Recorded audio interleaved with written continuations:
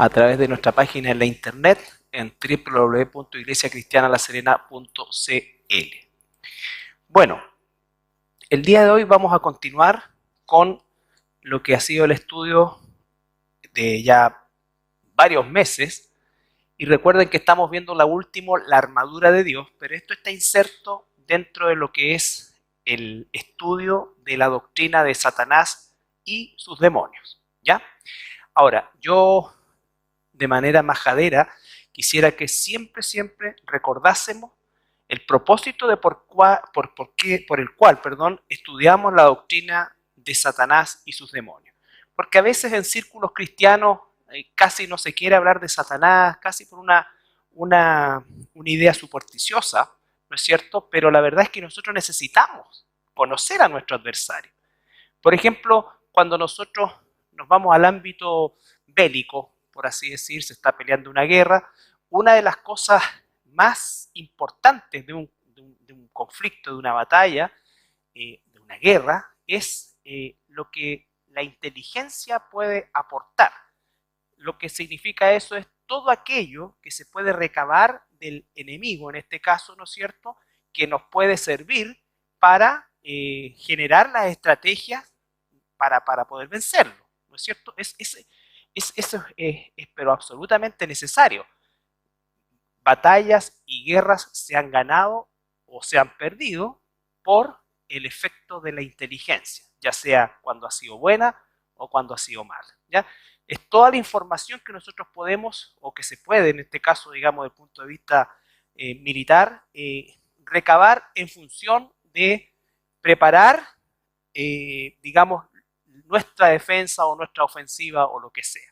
Ahora, por ejemplo, también yéndonos a un plano mucho más doméstico, si se quiere, en el aspecto deportivo. Por ejemplo, los equipos entrenan, todo, más o menos todos juegan igual, ¿no es cierto? Pero existe esta instancia de que de repente se habla de los entrenamientos a puertas cerradas, ¿no es cierto? ¿Por qué? Porque en el fondo lo que se quiere es generar algún tipo de jugada o estrategia que el adversario no conozca.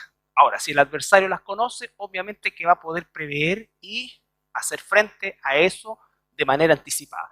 Entonces, la información de nuestro adversario es imprescindible para poder vivir la vida como cristiano.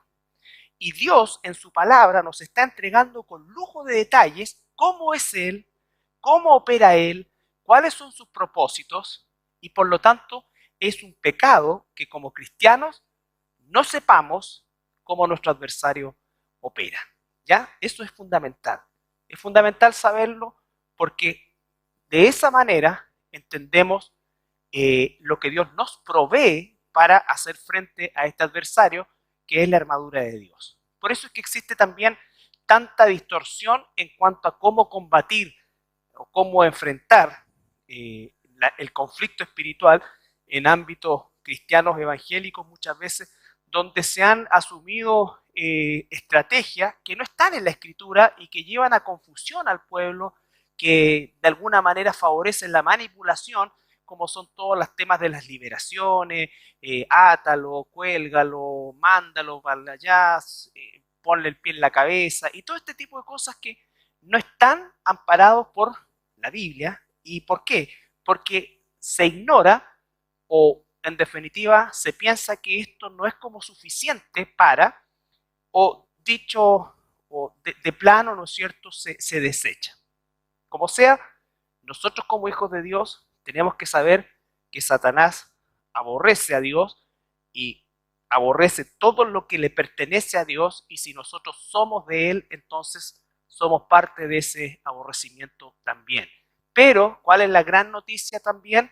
Que en Cristo y por medio de su palabra, Dios nos provee, en primer lugar, la radiografía completa, la inteligencia completa y necesaria para saber cómo es este adversario, y además nos provee de las herramientas, los recursos necesarios dados por Él para tener éxito en la batalla espiritual.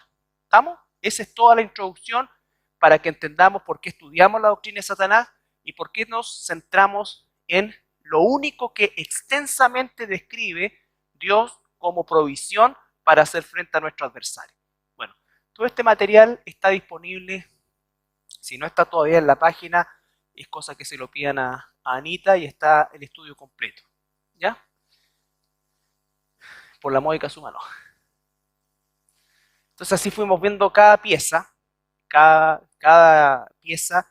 Recuerden que esto se asocia con la figura que está en la mente del apóstol. Él está a lo menos 2 años encadenado 24/7 a un legionario romano, ¿no es cierto?, en esta suerte de arresto domiciliario, pero que de alguna manera implicaba, imagínense, lo que es estar encadenado a un soldado, tanto para el preso como para el soldado, ¿ya?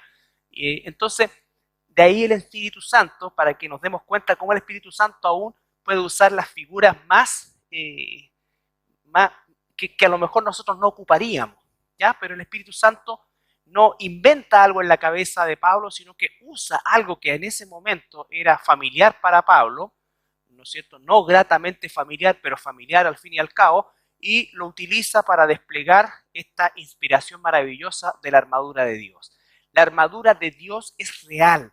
Lo que se hace, ¿no es cierto?, es extrapolar una realidad espiritual a una realidad física para que nosotros la podamos entender. La batalla es real, el enemigo es real y la armadura es real, ¿ya? No es una metáfora, ¿ya? No es una figura literaria, es una extrapolación de algo físico a algo espiritual. Y lo espiritual, por regla, en la escritura, siempre es más grande, más potente que lo físico, ¿ya? Cuando Jesús dice, por ejemplo, el reino de los cielos es como, y hace y cuenta o da un ejemplo físico, obviamente ese ejemplo es ínfimo a lo que es el reino de los cielos, pero aquello físico es lo que nosotros conocemos y de alguna manera podemos llegar a tener cierta idea de lo que es, ¿ya? Entonces, lo último que vimos la semana pasada fue calzado los pies con el apresto del Evangelio, recordando que el concepto de Evangelio ahí no está enfocado en el evangelismo. Por cierto, tenemos que evangelizar, pero está hablando principalmente de lo que significa estar firmes, ¿no es cierto?, en el Señor. En mi condición, podríamos decir, posicional de hijo de Dios. Estoy firme en esa posición. Aunque vienen, ¿no es cierto?, distintas fuerzas que tratan de desestabilizarme, yo estoy firme en el Señor, no en mi fuerza, sino en este calzado de firmeza que me entrega el Señor. Lo que vamos a ver hoy día es la primera parte del escudo de la fe. Y vamos a ver Efesios 6:16. Efesios 6:16.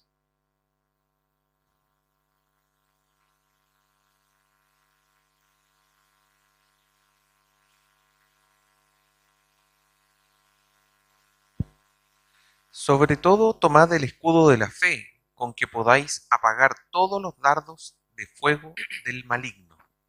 Ya. Entonces dice, sobre todo, tomad el escudo de la fe con que podáis apagar los dardos de fuego del maligno. Bueno, entramos, las piezas que describe el apóstol Pablo de la armadura son en total 6, ¿ya?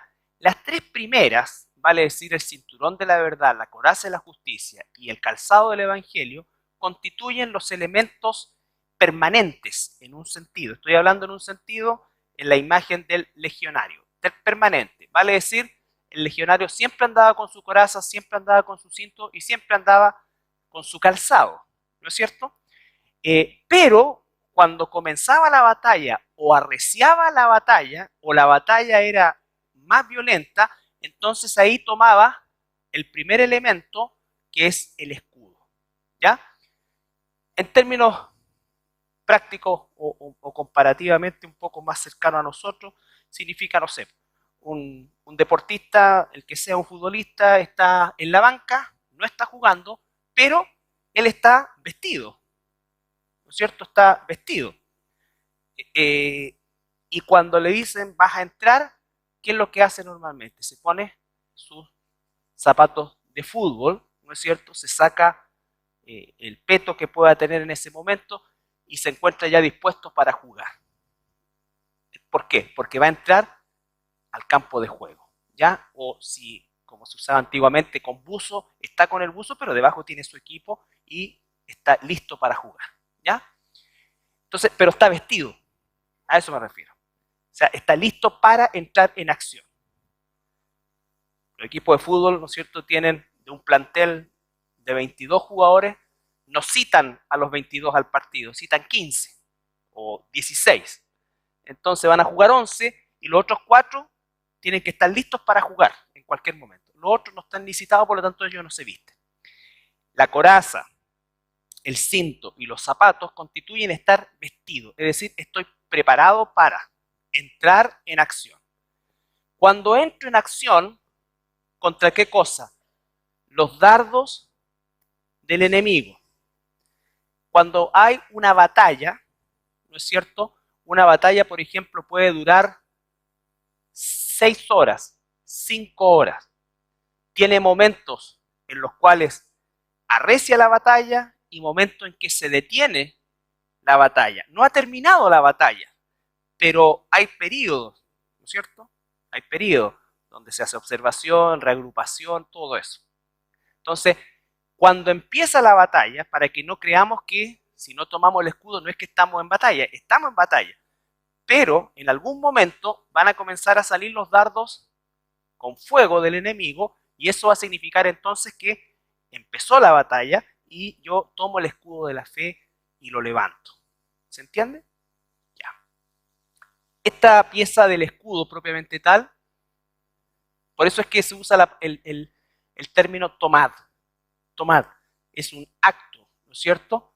Entonces, eso está ahí listo para ser usado. No iban al baño así ni... No, es cuando empezaba la batalla. Bueno, una vez si estaban atacando el baño, la letrina, había que ir con eso. Esto es el escudo, este es el Turios, ¿ya? Los romanos tenían, los soldados, el legionario romano tenía 2 tipos de escudo.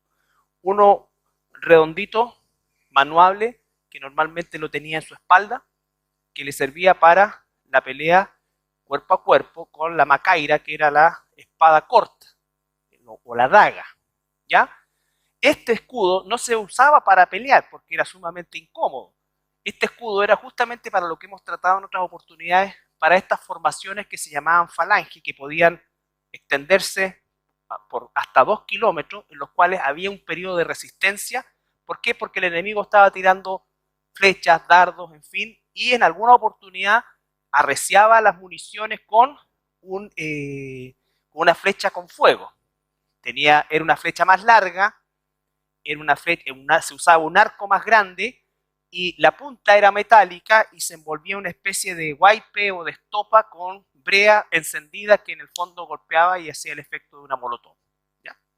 Eso es más o menos lo que sucedía cuando está hablando de los dardos de fuego del maligno. Es decir, es una munición, podríamos decir, más agresiva que la flecha por sí sola.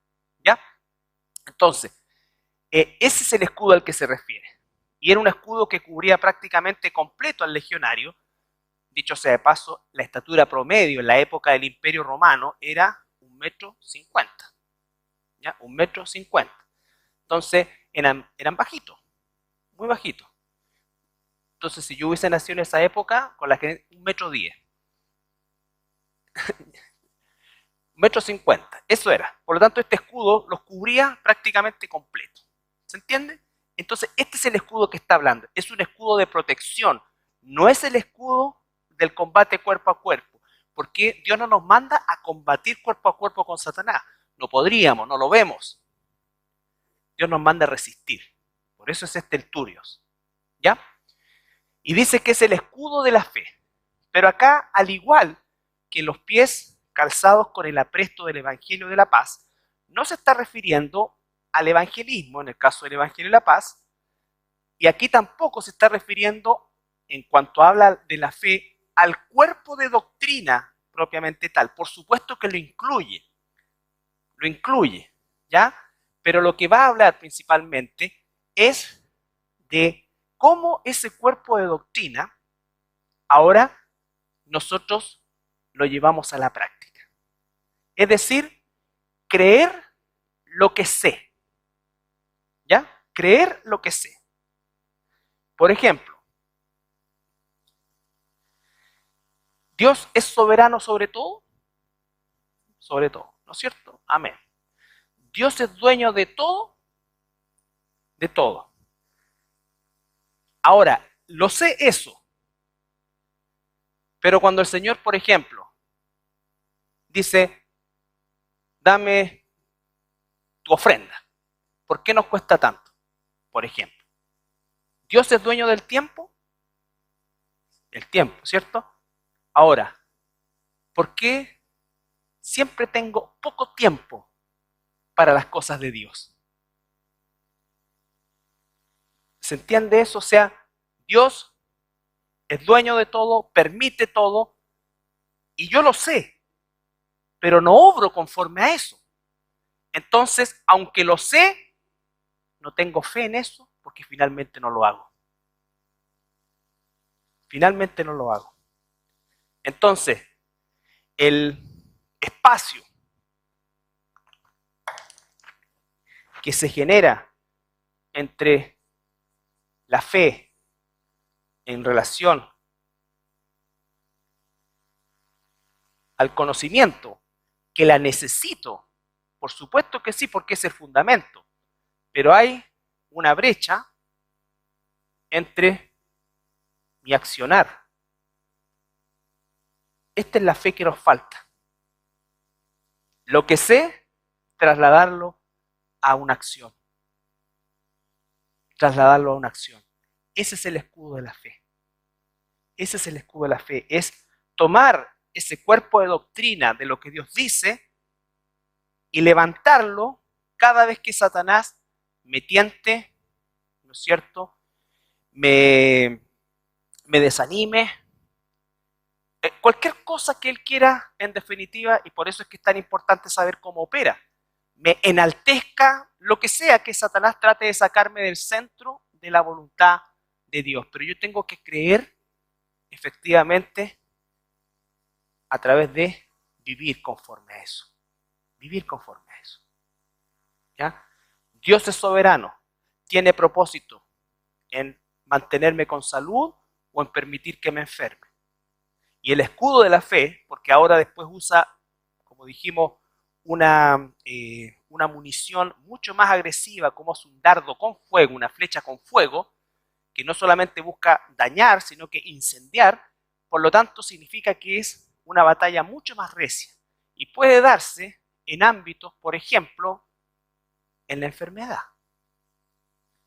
Hay una diferencia entre que vaya yo al médico y me diga, mira, si en realidad tienes un pequeño dolor en la cabeza de hacer una jaqueca, te hicimos un escáner, en realidad no tienes nada y es una jaqueca. Es distinto a que si me dice, ¿sabes qué, Carlito? Estás pedido, tenés un tumor cerebral del porte de una naranja en tu cabeza, te quedan 2 meses, arregla tus cosas. ¿Cierto? Lo anterior como que no lo tomo mucho en cuenta, dale una jaqueca. Pero lo otro es un golpe que Dios está permitiendo que necesita otro tipo de fe. ¿Dios tiene control sobre la salud mía? Sí. ¿Dios puede sanarme? ¿Dios querrá sanarme? Quizás. ¿Dios dejará que yo me muera de así? También puede ser. No varía mi condición frente a Dios respecto a que le creo a Él. ¿Recuerdan ustedes al justo Job? Después que pasó todo lo que pasó, que probablemente ni juntando todas las desgracias nuestras juntas, llegaríamos al 10% de lo que vivió él.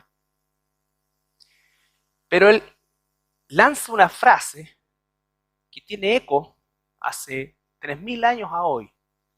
Yo sé que mi Redentor vive. A pesar de todo lo que está pasándome, que no lo entiendo, que es inédito, yo sé que mi Redentor vive. Eso es fe.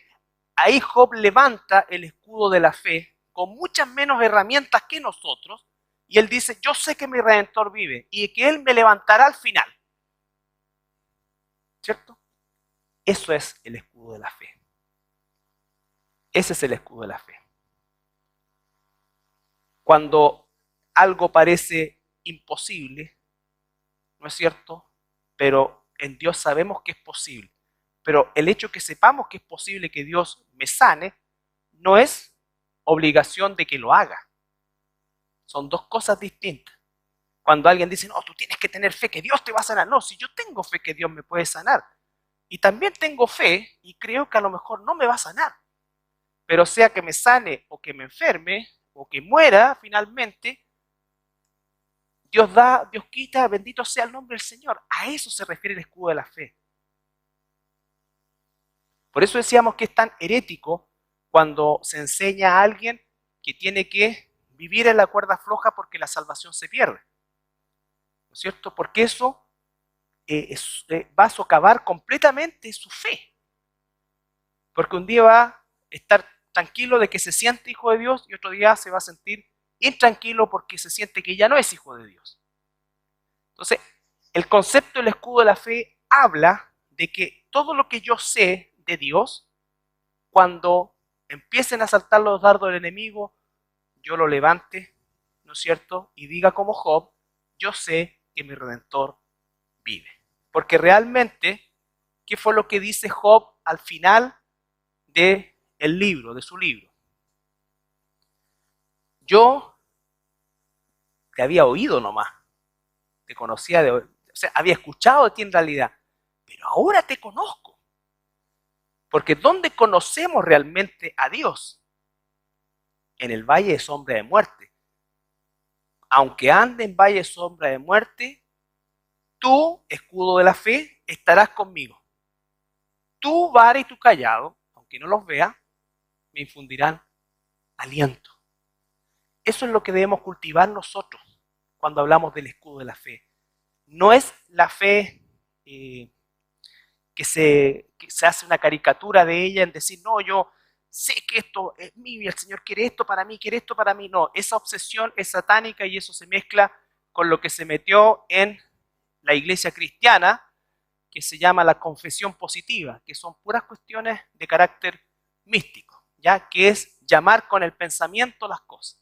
Y usan el pasaje que el Señor de lo que no era hizo lo que era, ¿ya? Entonces, no es esa la fe, todo lo contrario.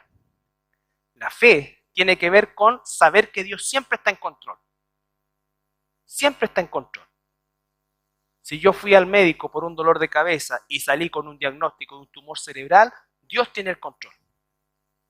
Él tiene propósito en sanarme, Él tiene propósito en usar un cirujano, Él tiene propósito en no sanarme, Él tiene propósito en todo. Pero el tema es que a pesar del impacto natural que en cualquiera de nosotros produce eso, o produciría eso, otra cosa es desestabilizarnos al punto de, como muchos dicen, yo perdí la fe. Cuando alguien dice yo perdí la fe, seguramente nunca la ha tenido, porque la fe no se pierde, porque ni siquiera es nuestra, es de Él. Es de Él.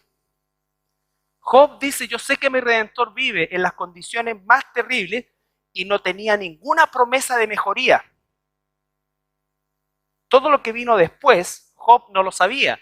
Todo lo que estaba sucediendo en el cielo entre Satanás y Dios, ¿no es cierto?, tampoco lo sabía. Y aunque él tuvo altos y bajos en lo emocional, porque era un ser humano sujeto a pasiones igual que nosotros, ¿qué es lo que nos enseña eso? Que él nunca se salió del camino. Nunca. Nunca dijo, ya no creo más, ya Dios no está ahí, Dios me decepcionó, y todas estas cosas que se dicen muchas veces. ¿Por qué? Porque nosotros culturalmente hemos construido un ídolo en la mente de las personas, y por eso es que con el afán de traer personas, le prometemos a la gente algo que ni Dios promete. Acércate a Dios y Él va a cambiar tu vida. Sí, pero no como tú crees. No como tú crees. Entonces, ese es el escudo de la fe. ¿Ya? Judas 3, solamente para hacer la diferencia con el concepto del cuerpo de doctrina, que vuelvo a insistir, lo incluye. Pero el cuerpo de doctrina está en el área del conocimiento. ¿Ya? En el área del conocimiento. que es absolutamente necesario y no son separables. Pero puede suceder que alguien tenga conocimiento, pero no le crea a Dios. No le crea a Dios. ¿Ya? Porque el creerle a Dios va a tener como fruto una acción conforme a esto. ¿Ya? Judas 3 dice: Amados, por la gran solicitud que tenía de escribiros acerca de nuestra común salvación, me ha sido necesario escribiros exhortándoos que contendáis ardientemente por la fe que ha sido una vez dada a los santos. ya.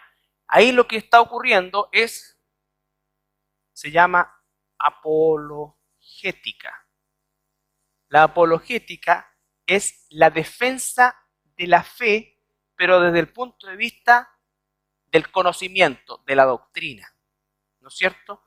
Todo cristiano debe prepararse también para hacer apologética. La apologética no se trata con un inconverso, la apologética se trata con un cristiano o alguien que no es cristiano y se quiere hacer pasar por cristiano y que abraza una mentira como verdad.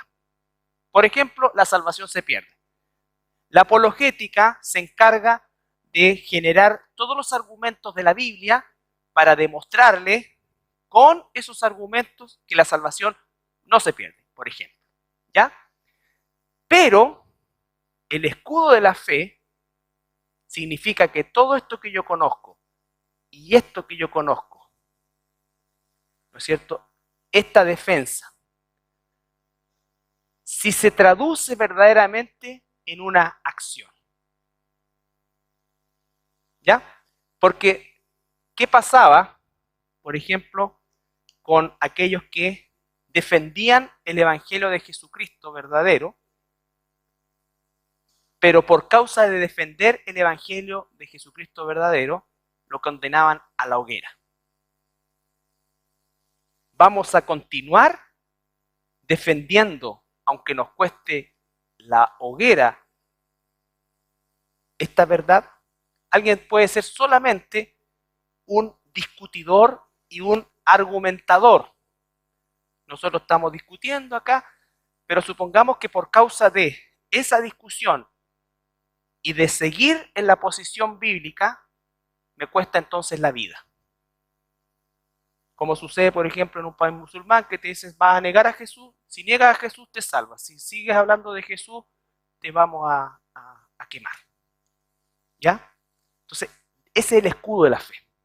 El escudo de la fe nos lleva a vivir, a actuar conforme a lo que sabemos. Cuando alguien no tiene fe, como lo que está acá, lo que va a hacer es retroceder, es ceder, es abandonar, es negociar. ¿Ya? Entonces, ese no es el escudo de la fe. ¿Qué es verdaderamente la fe como escudo? Hebreos 11, 1 al 6.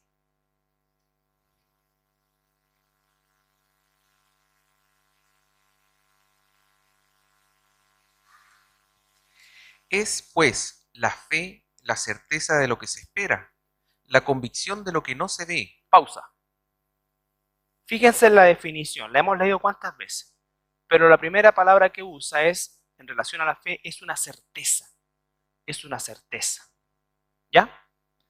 Jesucristo fue profetizado su nacimiento terrenal siglos antes. Desde el mismo Génesis 3:15 en adelante comienza el plan, que lo vamos a ver el día domingo con los niños. Empieza el plan y el anuncio de este Mesías que vendría. ¿No es cierto? Los profetas mayores fueron más específicos. He aquí Belén, Efrata, bueno, profeta menor, ¿no es cierto?, como Miqueas. Belén, Isaías, de una virgen, su nombre será Emanuel, y así sucesivamente todo lo que Jesús cumple. Ahora, nosotros estuvimos en su nacimiento. No. ¿Creemos que nació? ¿Con certeza? Sí, ¿no es cierto? Creemos que vivió una vida perfecta y que murió en una cruz y que resucitó. ¿No es cierto? ¿Tenemos certeza de eso? Sí, esa es una certeza histórica, porque ya pasó. ¿Tenemos certeza de que Él va a volver? Sí. ¿Vivimos como si Él fuera a volver? Es el punto. Es el punto. Él va a volver en cualquier momento. Y estamos 2000 años más cerca de ese regreso. Y las cosas como se están ordenando, porque tenemos que saber aprender a leer los tiempos. Esto no es para vivir irresponsablemente, no, esto es para hacer un ordenamiento de nuestras prioridades y saber y entender mucho mejor por qué estamos aquí. Tú y yo no nacimos por casualidad en esta época. Dios preparó nuestro nacimiento y nuestra existencia en este mundo antes de la fundación del mundo exactamente para que viviéramos en este tiempo, en este lugar, en esta ciudad, en esta iglesia. No hay nada de casualidad en nuestra vida. Todo obedece a una planificación específica que Dios ha hecho para cada uno de nosotros. Y eso incluye las pruebas, incluye las enfermedades, incluye todas las situaciones difíciles que pudiéramos vivir, porque en últimas, ¿cuál es el propósito de todo eso en nosotros? ¿Cuál es? Hacernos semejante al primogénito de la creación. Él es el primero en cuerpo glorificado y además es el prototipo. Esa es nuestra meta. ¿Lo entendemos eso? ¿Lo sabemos? ¿Por qué no vivimos como si fuera eso? ¿Por qué vivimos vidas muchas veces tan despreciables teniendo tanto de parte de Dios? Nosotros nacimos específicamente en esta época, Dios nos conocía antes de la fundación del mundo, todo nos hizo así, porque nosotros no habríamos aguantado que nos llevaran como familia entera a que nos comieran los leones. Él tuvo hermanos para esa época que los hizo nacer en esa época, porque, ¿qué dice el Señor? Yo no te voy a hacer pasar por nada que no puedas resistir. Si tú y yo no nacimos en esa época, es porque no íbamos a resistir eso. No nacimos en la época en que el catolicismo romano nos quemaba en la hoguera a nuestros hermanos, tampoco nacimos ahí. Satanás intentó destruir el cristianismo aplastándolo, persiguiéndolo. Pero Satanás no es tonto, aprendió. ¿Qué aprendió? A esto, mientras más los persigo, ¿qué es lo que hago? Purifico la iglesia. Sale todo lo que no es y queda lo que es. Y lo que es se multiplica. Entonces, ¿qué voy a hacer con esta última generación? No los voy a perseguir, los voy a traer, los voy a seducir, los voy a embobar con cosas, los voy a ocupar con sus carreras, su familia, y no estoy en contra ni en la carrera, les voy a quitar todo el tiempo, los voy a hacer consumistas, egocentristas, les voy a dar todo eso. Y les voy a decir que todo eso es bendición de Dios, aunque los aleje de Él. ¿Vivimos así o no? Entonces, ¿por qué estamos estudiando a Satanás? No para no ir a trabajar, ni renunciar, ni pegar un combo al jefe, decir ahora soy libre. Bueno, también si quieren hacer eso por cuenta de ustedes.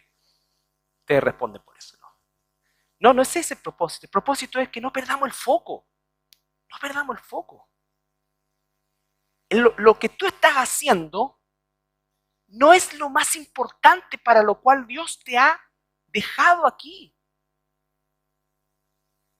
Lo más importante es que seas semejante a Él, para que donde Dios te puso, tú brilles y seas sal. Y proclames el Evangelio, y sirvas en tu iglesia, y seas parte del cuerpo de Cristo. Entonces, todas esas cosas son importantes, hermano, porque si no entendemos cómo es que Satanás nos tiene hoy día realmente adormecidos.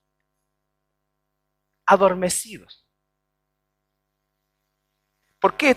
Por ejemplo, nuestros hermanos que iban con su familia y los iban a comer los leones, ellos no estaban pensando, oye, estos se van a quedar con la casa, el auto más encima y toda la plata de la pensión y toda la FP, se quedan con...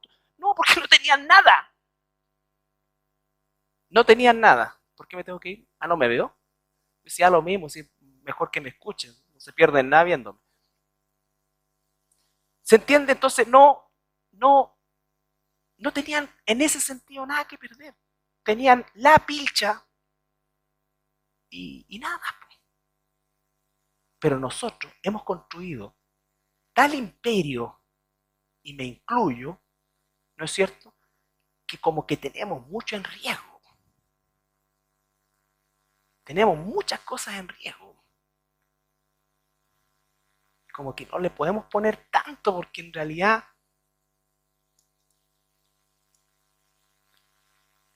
nosotros vemos esa cosa de no dejar de congregarse, por ejemplo, 3 veces en el año, tarde, mal y nunca. Y la Biblia dice, no, hay un propósito. Cristo amó a la iglesia. ¿Qué dice después? Que se entregó así. Fíjate el valor que Cristo le da a la iglesia. ¿Es el mismo valor que le das tú o que le doy yo? No, me sea lo mismo, no, si me está con mí, en realidad no alcanzamos, no vamos, no damos, no hacemos, no metemos. ¿No es así? ¿De dónde viene eso de Dios? ¿Por qué no tengo tiempo? ¿Por qué no tengo esto? ¿Por qué? ¿Qué está ocupando eso? ¿Qué está ocupando eso?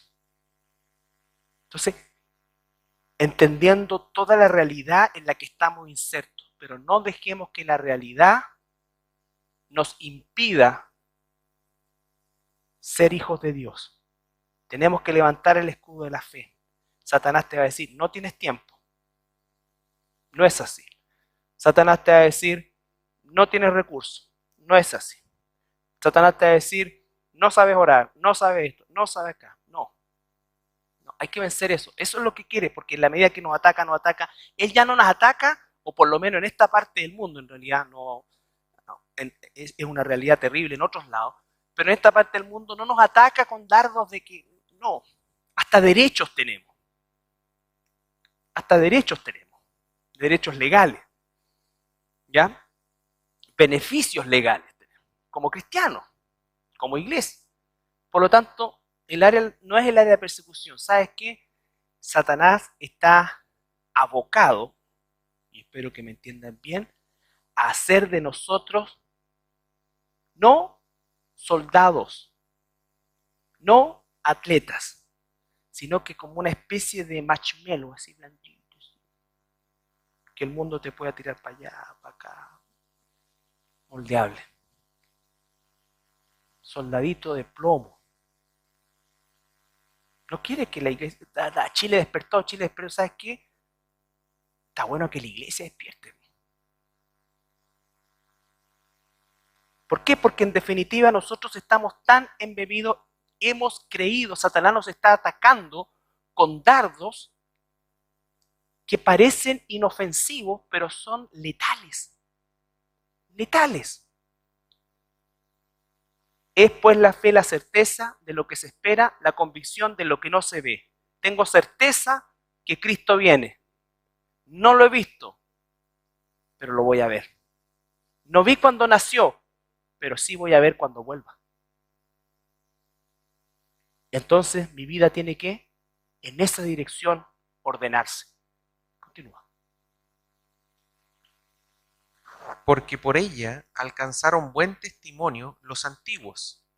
Por la fe entendemos haber sido constituido el universo por la palabra de Dios, de modo que lo que se ve fue hecho de lo que no se veía. Pausa. ¿Tenemos certeza de que Dios creó todo? Sí, ¿no es cierto? Creó todo. Ahora, ¿tenemos claridad y certeza que Dios va a destruir todo después? Que no va a importar la huella de carbono ni que el plástico. No estoy diciendo con esto que seamos irresponsables. Somos responsables de los recursos, de todo. Pero no pensemos ni por un minuto que la cuestión... No. No. El mismo Dios un día va a hacer llover fuego al cielo y va a destruir todo. Y lo va a volver a hacer. ¿Ya? Y lo va a volver a hacer. Así como la tierra en algún momento en la creación estuvo desordenada y Dios la ordenó, así también la tierra va a volver a estar desordenada y Dios la va a volver a reordenar. ¿Ya? Entonces tenemos esa certeza, no la hemos visto, no vimos ni la una ni la otra. Por la fe, Abel ofreció a Dios más excelente sacrificio que Caín, por lo cual alcanzó testimonio de que era justo, dando Dios testimonio de sus ofrendas, y muerto aún habla por ella. Por la fe, Enoc fue traspuesto para no ver muerte, y no fue hallado, porque lo traspuso Dios. Y antes que fuese traspuesto, tuvo testimonio de haber agradado a Dios. Pero sin fe es imposible agradar a Dios, porque es necesario que el que se acerca a Dios crea que le hay, y que es galardonador de los que le buscan. Ya.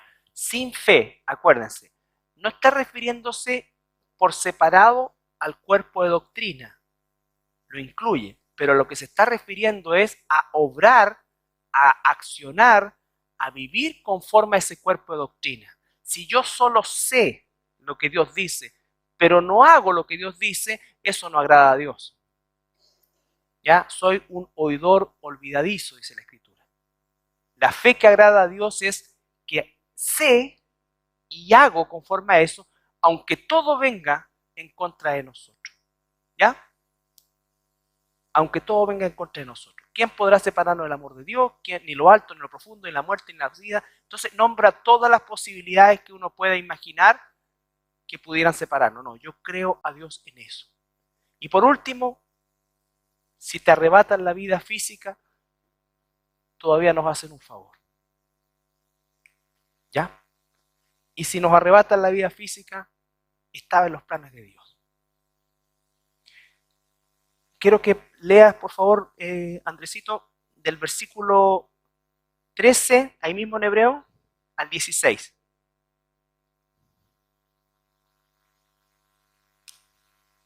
Conforme a la fe, murieron todos estos sin haber recibido lo prometido, sino mirándolo de lejos y creyéndolo y saludándolo y confesando que eran extranjeros y peregrinos sobre la tierra. Pausa.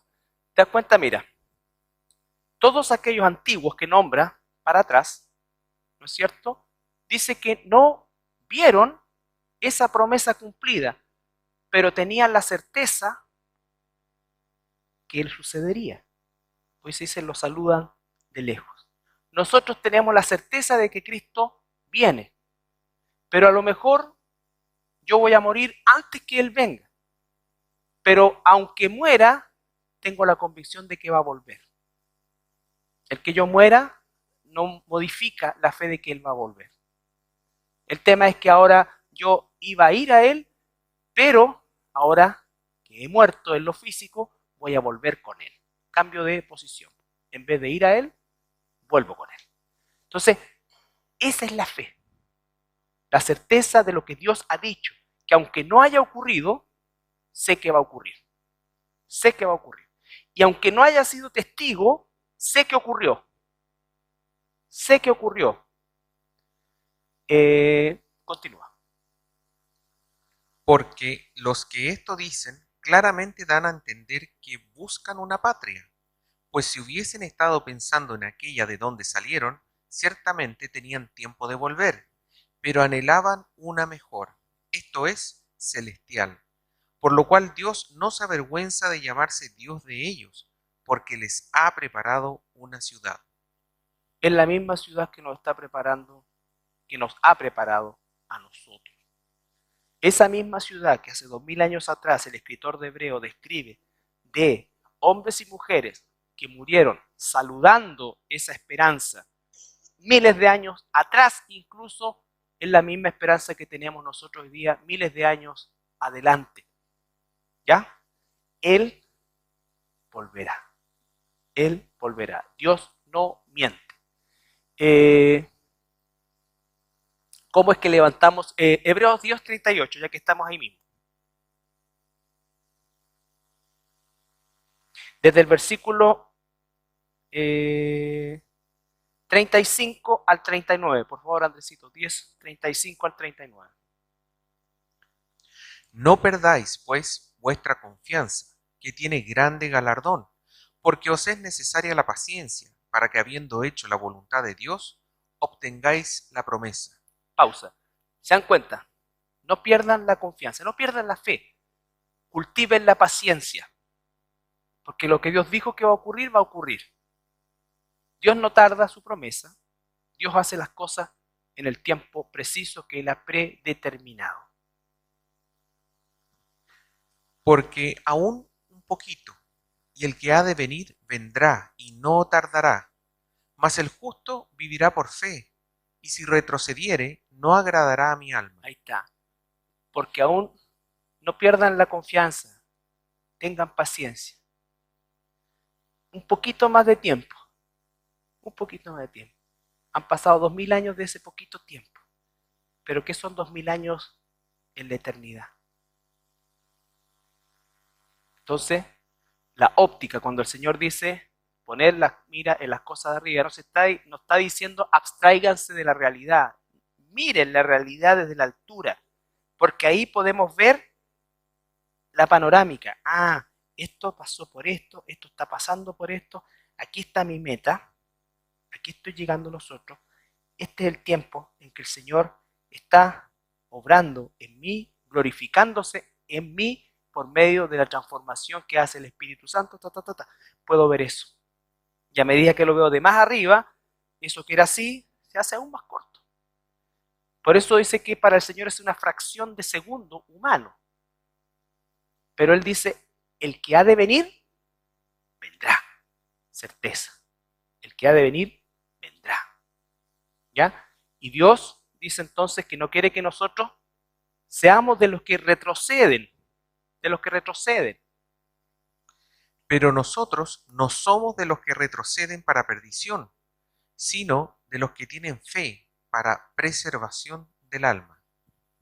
Tenemos fe en que Él va a cumplir sus promesas. Entonces, cuando venga el ataque de Satanás, cuando arrecien los dardos del enemigo, la palabra también dice, echen mano a la vida eterna. Eso es levantar el escudo de la fe. Nada podrá separarnos del amor de Dios. La situación que estoy viviendo, Dios la ha permitido, tiene un propósito en esto. Satanás quiere que yo me amargue, que me frustre, que pierda la confianza. Dios dice, no, ten paciencia. Aunque haya tristeza de por medio, pero una cosa es la tristeza, otra cosa es la amargura. Una cosa, ¿no es cierto?, es la incertidumbre natural que como seres humanos podemos tener y otra cosa es la falta de fe. ¿Ya? Otra cosa es la falta de fe. No perdemos nuestra humanidad. Tenemos a veces incertidumbres, claro, pero ¿en qué confiamos? En Él. Él tiene el control, Él es soberano, soy su hijo, Él ha permitido esto, Él me conoce, Él me hizo, Él diseñó el plan, Él diseñó las pruebas, Él me hizo para esto, Él me hizo para esto y Él me capacita para pasar esto, por terrible que resulte, por terrible que resulte. Ahora, no se trata de tener una mentalidad o ser bocón, ¿no es cierto? Decir, no, yo en realidad estoy dispuesto a dar la vida por el Señor. No, porque no va a pasar lo mismo que el apóstol Pedro. La verdad de las cosas es que si se muere un hijo, si tengo una enfermedad mortal, ¿no es cierto? Si pasa algo terrible, humanamente hablando, en mi vida, si tú me preguntas hoy día, uno honestamente debería decir la realidad, ¿sabes qué? No sé, pero sí sé qué cosa. Que si yo estoy unido realmente a Él, Él me dará la salida. No sé cómo. No sé cómo. De verdad, es como cuando la gente dice, bueno, ¿hasta cuándo tengo que perdonar? Y la respuesta es la misma. No sé. Porque la Biblia dice, perdona como Cristo me perdona. Yo no sé qué límite puede tener eso. Cada uno no nos tenemos que juzgar, yo soy más perdonador que tú, ni que... No. Porque eso es lo que hacemos los humanos, empezamos a compararnos. Si tú no has sufrido nada, en cambio yo. No, porque Dios diseñó exactamente, te hizo para esas pruebas. Te hizo para esas pruebas. Lo triste es no pasar las pruebas para las cuales nos hizo. Porque sí nos dio la capacidad, Él nos dio todo lo que necesitamos para la vida y la piedad. Y también nos hizo todo lo que necesitamos para pasar las pruebas que Él ha diseñado para desarrollar su carácter en nosotros. ¿Ya? Entonces, para terminar, Salmo 119, 17 al 24. Fíjense en este salmo, o esta parte de este salmo, que, bueno, todo el Salmo 119, que es el capítulo más largo de la Biblia, habla de cómo David, en un estado de mucha presión, de persecución, de opresión, él se desahogaba delante de Dios, pero confiaba en la palabra. Levantaba el escudo de la fe. ¿Ya? Haz bien a tu siervo, que viva y guarde tu palabra. Abre mis ojos y miraré las maravillas de tu ley. Forastero soy yo en la tierra. No encubras de mí tus mandamientos. Quebrantada está mi alma que desea, quebrantada está mi alma de desear tus juicios en todo tiempo.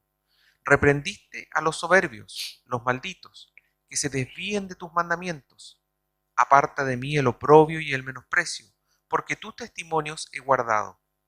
Príncipes también se sentaron y hablaron contra mí, mas tu siervo meditaba en tus estatutos. Pues tus testimonios son mis delicias y mis consejeros. ¿Te das cuenta? Príncipes se levantaron contra mí, esto pasó, esto, pero tus estatutos fueron mi delicia, no me aparté de tu palabra. Y eso es lo que encontramos, eso es levantar el escudo de la fe, creer. ¿Cuál era? ¿Qué era lo que Dios le había dicho a David por medio del profeta Samuel? ¿De acuerdo? Que él era el rey de Israel. Lo ungió estando todavía Saúl como rey. Con todo lo que sufrió David, con todo lo que fue perseguido David, David podría haber dicho, ¿sabes qué? En realidad Samuel tenía un tornillo suelto, yo nunca iba a ser rey. No, no puede ser, si yo voy a ser el rey, ¿cómo es que estoy en esta condición? ¿Ya? Pasaron varios años antes de que David fuese coronado como rey, pero él fue ungido como rey, ¿no es cierto? Mucho antes, mucho antes. Y tuvo que vivir por fe esa promesa que venía de Dios, que más encima del linaje de David o de la casa de David vendría el Mesías. Pero ¿qué es lo que veían sus ojos? Él vivió durante años arrancándose en cuevas, ahí frente al Mar Muerto, donde después, siglos después, se encontraron los famosos rollos del Mar Muerto, del Qumran. Esas eran las cuevas donde David se refugiaba. Y ya ungido como rey. Ya ungido como rey. Entonces, el escudo de la fe es creerle a Dios. Creer que Él tiene el control a pesar que parece que no lo tiene. ¿Ya?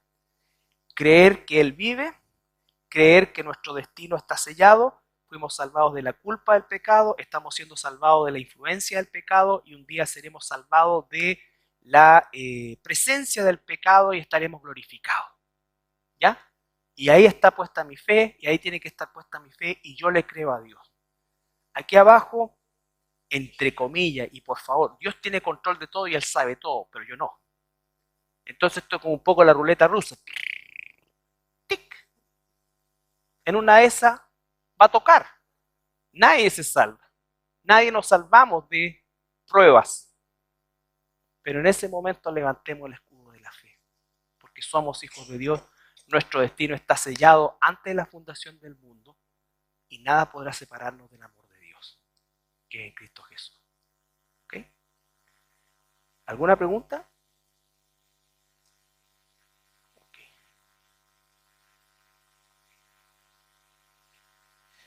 Padre, buenas tardes. Te damos gracias, Señor, por el estudio de hoy. En particular, Padre, oramos por este aspecto tan importante de nuestra vida cristiana que es la fe, Señor.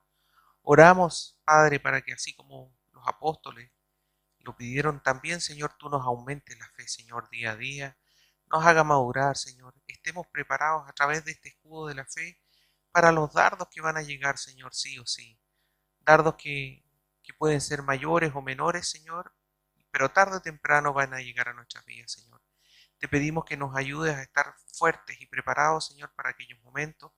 Y una vez que pase la prueba, Señor, un momento que luego que pase la dificultad, estaremos, Señor, más preparados y más maduros, Señor, para hacer tu voluntad.